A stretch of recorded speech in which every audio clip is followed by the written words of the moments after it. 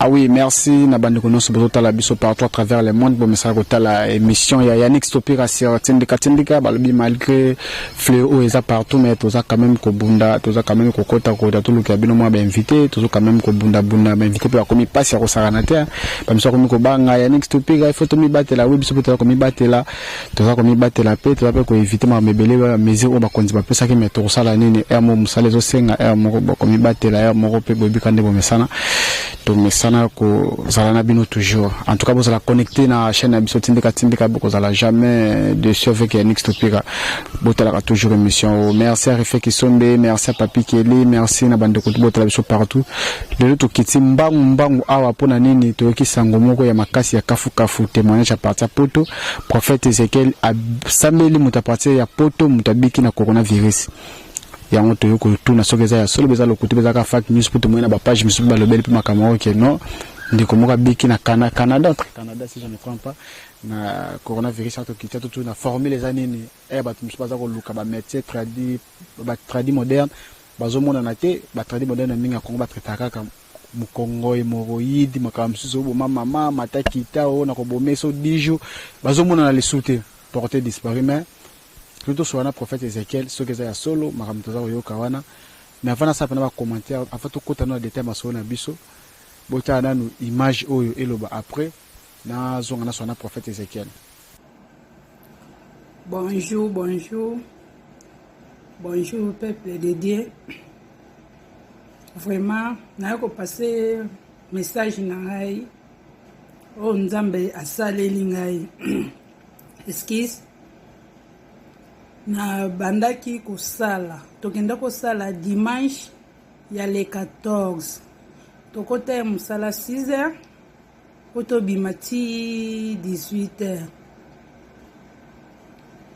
après wana tozalaki plus de 17 personnes tozalaki 17 personnes to bandi musala et comme à partir ya 11h ndeko moko aza canadien pona na Canada pardon pona kombo na se présenter na nte kombo na Servero na fani na Canada eza na canadien moko ayaki wana nzoka nde ayaki mission na ye azalaki na maladie ne ya virus corona ekomi ba 11h ndeko wana ya mwasi alimwe azomona na lisusu te to bandi ko luka ye azomona na te mais tozalaki ne salle moko tant to yaki na batongo wana to fandaki ne salle moko vraiment alimwe azomona na lisusu te to sali pe musale sili dimanche le 14 wana musale sili to zongi na bandako mardi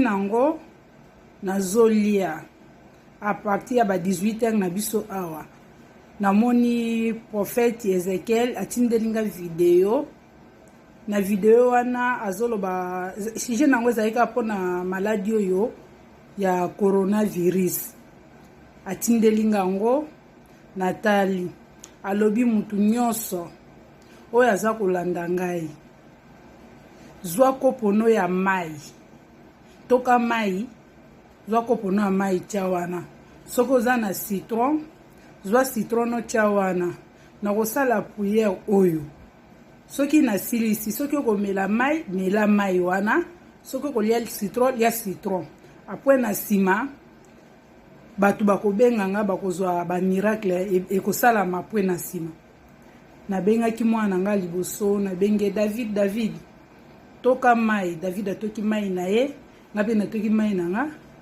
na meli na bi mai no lokola tikali ndambu ke no mesa baleki na oya ba mapasa na oya mwasi ba mapasa baboyi amelisi oya mwasi bon entake après mikolo wana dimanche wana nde nazonga na ndaku na komaya koyoka de gorge passe gorge banoko soit vraiment po befe nango eza bana partie ya gorge te ekitana ba poumon gorge zo soit na bandi kolia ba ai na omela ba citron mais gorge banoko soit vraiment na monaki vraiment ezalaki de bien te mongongo ekauki vana nge kei pema na oko wasuko pema penda bien te mardi wana nde prophète asambelaki nazwi mai wana na meli bana pe bameli.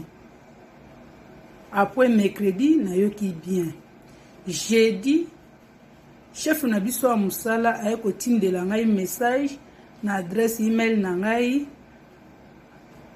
alobi na ngai eza na mwana mwasi moko boye bosalaki na ye le 14 ezalaki dimanche aza na maladi abengi bango aza na maladi to vérifier soki biso toza bien. Vraiment nabaki nzambe aza malamu vraiment. Nayebisaki ye nzambe aza na bomoi. Yebisa mwana mwasi wana lokola ayaki po aboma abebisa aéchoué. Mission na ye aéchoué. Ngai lokola naza mwana nzambe. Ngai naza mwana oyo na simbami pa ba prophète. Eloko moko mabe te komeli ngai. Na mai wana nga na melaki bango moko kutu baokamwa ndenge na yesi bango eloko eza te. Bango moko baokamwa bazoluka bandeko mosusu tosalaki na bango ezosala bango pasi na bandeko mosusu ya bangolais tozalaki na bango bazotuna ngai soki nayebi ba adresse email na bango abi vraiment nayebi yango te. Yango naye kotémoigner Nzambe ya prophète Ezekiel aza na bomoi. Mama, papa, yo mutoza libanda mboka, même na Kisasa, même na Angola. O lobi tosi ba message ebele to lembi na biso. Kolemba te, benga prophète Ezekiel, aza na bomoi, azalaka na tout le temps, akangaka telefoni te, benga ye, okozwa ba biro na ye te, okozwa ye moko, soki omoni ye yambi te peut-être alali biaza na prière, otiki message, okozwa ye moko, na mai, yango nazwi guérison coronavirus. Coronavirus, ekebisika bikauki. Na mai wana oya bondelaki nga naza na Canada. Mwana mwasi wana yekika po abebisa. Na minito ye moko aza kuna na hôpital kuna. Na yebi te so ekesukile ndenge nini. Vraiment na yoko témoigner nzambe ya prophète Ezekiel aza na bomoi vraiment. Aza na bomoi. Aza na bomoi. Azo sala. Pe asalela nga ya minene. Na bika na cancer ya matrice. Na mai abondela ngai abizwa mai mela nazwi mai na meli cancer à matrice elimwa na sala ba examen awa na Canada na États-Unis balobi oza na maladi mais na nzamba prophète Ezekiel na bika nazwa guérison ndenge na bika na cancer ndenge pe na biki na coronavirus na yaki pe na ndaku ni bana na ngezwi bango te nzamba pambola prophète Ezekiel wumela Nzambe ya bilembo aza na bomoi vraiment mai na yo oyo salaki prière yango egangi mai egangi papa coronavirus ekebisika bikauki. Merci. Ah oui, des retours avec force en kata tindika bauti komona témoignage ndeko wana message ndeko wana prophète Ezekiel déjà annoncé que déjà na début émission que tous tout na la vidéo wana. Bonjour d'abord. Bonjour Yannick Stropira na sepeli ndengo ya mbinga lisusu na espace na bino ya tindika chana makasi nzamba pambola bakonza tindika. Merci beaucoup. Fait qui sont maintenant papi keli baola. Vraiment na pesi bango mbote et puis protection nzambe za likona bango surtout contre coronavirus démon o ya coronavirus. En fait Ezekiel image to zomona neza ya solo beza lokuta. Eza image à solo, so botana bien bo mona mama wana c'est une femme responsable, c'est une mère des enfants, kutu auti bota ba mapasa, bolandi témoignage na ye abiki na coronavirus. Bandeko bazaki nango batikali interné na hôpital, mais ye abiki et puis tant ba bengisi ba testé non négatif. Parce que ça ba misusu batindaki ba audio ngana boya kina cha ba audio parce que so che ba audio balobaki no triquer ya moni ndeko wana alingaki ko filmer lungi na ye po amoni monena nzambe albiki no fona filmer lungi na ngai afin que monde entier yeba que no Jésus Christ aza capable ya ko bikisa maladie ya coronavirus parce que batu belé lelo ndenge na zolo bawa na ABC Roger Baka et puis na ABC ba ndeko belé bazolo ba que no coronavirus eza kanda nzambe ni mutu akitisi coronavirus po boma bato ba otambola na vie à ma bé, vous comprenez? Na webisa Roger Bakatika babloko wana, ça c'est du théâtre. Coronavirus, ils allient démons, ils ont esprit oyo bandoki bayokanaki na ba élimination ba européen afin que ba exterminer Chine, ba exterminer Afrique pour ba que non à partir de Chine coronavirus yokota na kata Afrique. Et puis tant ba chinois bazaki makasi nde basale nzamba confrère bango ba beti virus wana retour à l'expéditeur nde yeso ko bomé belé na batu na Italie. Et puis les gens tolu babi na France batu bazokufa malgré tout nzambe ayoki mawa et puis coronavirus wana les autres tué batu belé na États-Unis. Ba c'est que no so yé na Afrique vraiment ko dans la pire, mais en Afrique tellement que nzote tonda na bangade dia na ba Congo bololo gene ba toko ba kino ba mela lo toko ba gene tout bangade de tonda nzoto donc pour se beba na matembele, vous comprenez. Donc so makila déjà comme hiver pour coronavirus ma vanda et ça te ba en Afrique mais ba so bika pena malade à coronavirus. Donc c'est un peu ça. Mais koloba que non ezakanda Jésus a frappé bato, est-ce que ça solo pour Jésus ba ki na yepona bato mabe ba brebis perdu. La brebis perdue avec bato bazana vimo ka bien tenir récupérer ba ngome koloba que ezakanda nzambe, est-ce que nzamba ko to yebi ka frappa ki sera ba Sodome Gomorrhe forma comme ça, mais est-ce que coronavirus a confirmé na solo ba pour Roger Bakapé a payé sa prophétie de monnaie kokisama par rapport à une ngosala mari bo sala la polémique na. Non bon les frères moi je les respecte mais tous en ilo ba bengi ba intuition mentale et ko peut tomber juste mutako ko penser lo et lo ko ndenga zo kende uzala bezala boy et puis à la fin lo ko ça ni et kokisami ngelo bateke il a un ministère prophétique parce qu'un ministère prophétique il faut dans un critère prophétique. Un prophète n'est pas seulement au lobby likambe kokisa moza prophète. Non, ba intuition mentale les alliés. Tu as une intuition mentale, tu as la voix du cœur, tu as la voix audible. Vous comprenez? Maintenant, et loko loba plus na bandeko belé, ndeti bandeko basala philosophie. Baza bandeko bazaka na ba intuition mentale makasa. Akovanda na obeloko tanga philosophie, tangyo mobimba yebi ndenge ozali et pas bando yebi so quand c'est sa prophétie. Non. À ça la philosophie. Donc à yebi makambo et batami ndeni akoki ko discerner loko muta penser. Vous comprenez? Donc ils ont une intuition mentale de quoi lobby et kokisa mim. Mais tant yo lobby que non l'un des jours ba okangara ba église, au fait prophétie. L'un des jours ba okangara ba église, ba dimanche musutu ando ensemble na ba église. Nzamba o frapper mokili mobimba ba okangara ba église. Mais en Tanzanie ba kangi ba église. Pour mon akeno, ils ont une intuition mentale. Et kokisami, mais les gens ont pensé cela, c'est une prophétie. Aux hommes, na Tanzanie, bakangi l'église, batba sambela. Na Tanzanie, batba sambela. Même à Awa, l'église, ça, kangate. Église, les gens pensent que l'église, c'est quoi? L'église, ce n'est pas des matériels, les instruments. Bâtiment local. Non, ce n'est pas les bâtiments ou bien l'édifice. L'église, ce sont des individus baptisés du Saint-Esprit. Le corps de Christ. Le corps de Christ. Ils ont bateau, baza ouin, na moli manzam. C'est ça l'église. Mais, tant que biso tozawana, j'ai pris pour des gens, mutabiki na coronavirus, c'est on a bâti Hollanda.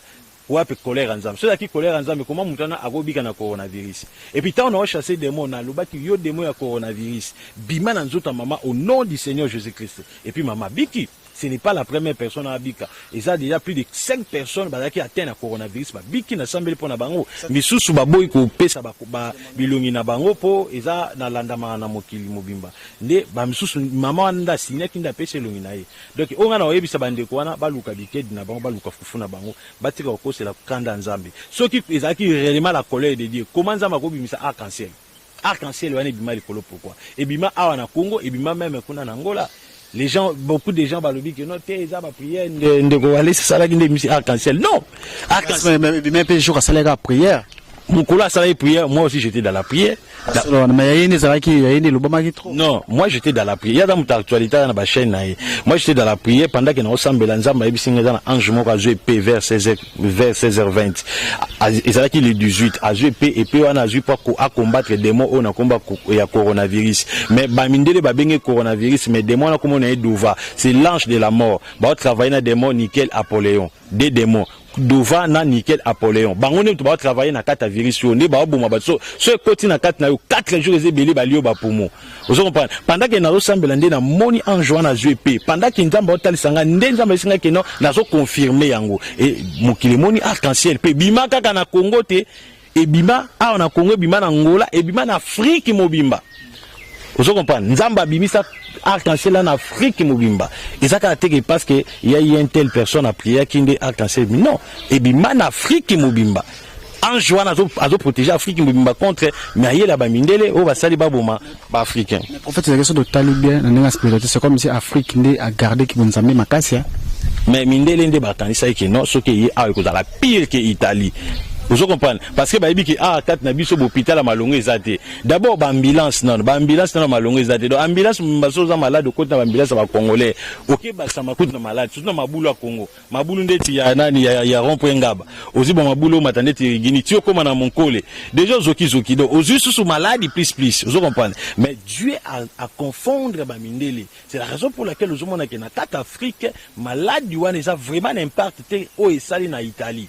Parce que ndenge zo sala lelo na États-Unis bato kufa na landi ba news plus de 1000 personnes au bakufi na nani na États-Unis. Mais na France oui ça serait quelques na 24 heures. Na 24 heures. Mais awa bande kota 200 morts à Pamba banda yango kota Afrique mobimba 200 morts.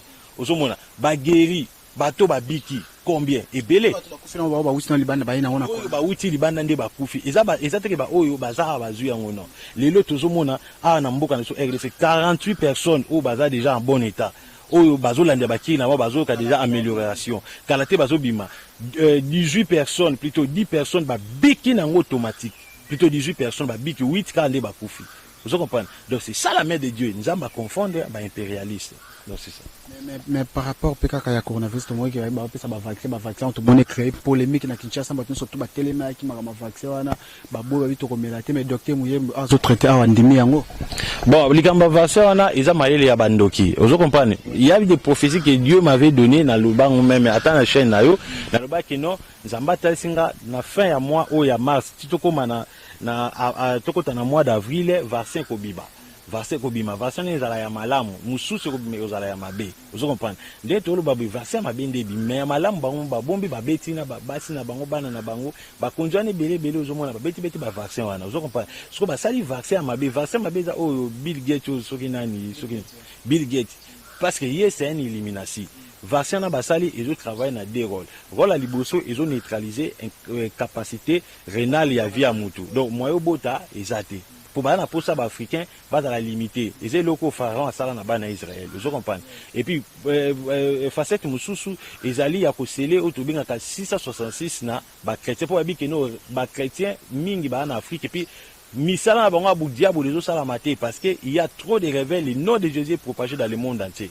C'est la raison pour laquelle il va utiliser vaccin on a pas détruire ba lokola nzamba za toujours nzambe akangi mitema ba congolais akangi mitema ya ba ivoirien akangi mitema ya ba togonais batu africain nyos za mobiliser aboyi vaccin wana parce que pays ezondi ma vaccin ba pesa bango kaniaka talaka congolais ba pesa ba milliards ba tout pesa peut-être 20 milliards 19 milliards bondi ma vaccin o chose étrange na landi ba vidéo moko bazo so bato ba pesa bango $20 OK ba sali essaye publier vidéo na publier na YouTube na Facebook ba zuyo boye ba okei ba betio vaccin na ba soki obomo bi pa ba pesa $20 c'est la bili o yo azo teka ku makila pona 6000 francs moins de $5 azo pesa makila pona sa azo sardi na 6000 francs bongo pona mbonga okati oboya tala makambo ozomona nyonso wana ezanini ezali satana il y a des bakonjo bana mboka na biso plus bana cataloge parce que lokola baza bato moko ya siècle moko église moko esi mbosani bondima pourquoi bazoboya traitement ya chloroquine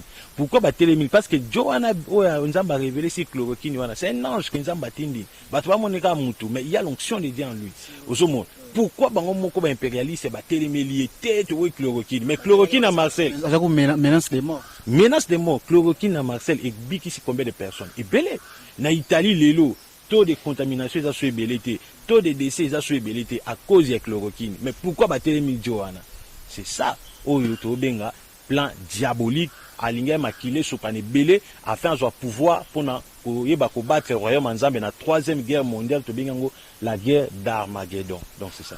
Et peut-être que la 3e guerre mondiale on zomo te que no déjà États-Unis pas na Canada par rapport il y a Chine mais bébé rasio ta que prophète de la nation prophète ozomo na makamoto ke ndenge nini il faut interpeller pe na bato ba la biso ba comprendre. Donc bato sengeli ba yeba iloko moko 3e guerre mondiale et kozala tango épouse aza déjà enlevé. Église, ce cas enlevé, de 3e guerre mondiale et Kosalama. C'est la raison pour laquelle je suis contre Bandeko Ndeti ba frère Roger Baka, Bandeko ba le kana ba prophétie kolobakeno, ezakanda nzambe. Bien aimé, tant que église est enlevé té, nzamba ko kitakanda na na mokilité. Vous comprenez parce que épouse na ya zali. Le corps de Jésus en nous nassé. Et c'est le corps qui est s'ajuster na mutu. Ce qui corps est s'ajuster na mutu, nde enlèvement ya mwana mobimbe salami et après ça maintenant la colère de Dieu et se répandre na mokili dès que troisième guerre mondiale et que se manifester nde sikoyo bakoye bakosangana entre bango na bango basala to benga fonds monétaire international donc bazala na monnaie moko monnaie unique donc so to bitolia dollar ba pays nyonso banolia ka dollar nde kote so ba obligé na mutu avant travailler et singeli okota na kati ya loge na bango ozo attaché il y a 666 la marque de la bête vous comprenez mais pour le moment il faut qu'on ait une salamati. Pourquoi? Parce que l'église n'est pas encore enlevée. Donc c'est un peu ça. En fait, éviter moi le bande de la biso pour na to si c'est l'émission à numéro de téléphone non plus. Na inga na ibisa na bande ko nyoso bi ko za na problème ya coronavirus. Bi ko za na maladie wana. Benga idéologie ya prophète Néma Sekatenda. Il pas singa pe ke ba autoriser que bik sa coronavirus na ba pitino surtout mais au lobby na terre. Ate wana italien parce que ngana sala déjà ba défi wana na loba déjà si bateau ba na posa parce que j'avais même un message contre le président de la République. J'avais un message contre lui, Nzamba lobelenga na solana président na c'est un Nzamba a ebisenga ponema, on peut pas dire ça à la télé parce que la vie du président vraiment il faut beaucoup prier pour le président. Il est vraiment combattu. Wana to bomba ngo. Donc le numéro na ngezali plus 243 81 61 96 772 na bandeli plus 243 81 61 96 77D. Ils ont le numéro WhatsApp. So benginga siko na yambio. Na peso formule ya coronavirus wana na sambeli même pona yo. Na bondeli pona même ozo yo kango e bandi o kango étouffement na sambeli. Même ozo banga ozo bata mananda ko na okufa. Oza pour sa prière à protection, je prie pour toi, Jésus-Christ va te protéger. Quel que soit ton problème, appelle-moi, je vais prier pour toi. Bref, il y a un mutabiki déjà dans le coronavirus. Pour vous dire que le coronavirus, c'est ça quand on a mis des fléaux sataniques. Donc c'est un peu ça. Merci beaucoup, Zaki, prophète Ezekiel, le micro de Satinika Tindika. Merci à Rifé Kisombe, merci à Papi Kelly, merci à Mamie Lise Matondo, merci à Tonton Diafo Bokofo, vous avez voté la buisson à Poto, na pasteur na Finlande, tout peut se faire Bambote Belé, Babi Kalaté, déjà mon solo dans les bons. Et puis merci à Mima Wetu, merci à Ndoutou Bota, si vous s'abonnez toujours à Tindika Tindika, Bota les sous deuxième partie, à prophète nous continue toujours miracle nae, et son contenu numéro Yangwana Benga, Mutozana Koko. Nous avons benga biso ko nous déjà permis nous déjà contaminé la auction déjà de corona zo ka mpepeka pour asuki musika kuna en tout cas merci beaucoup na prophète Ezekiel na siki binomba la siva ciao.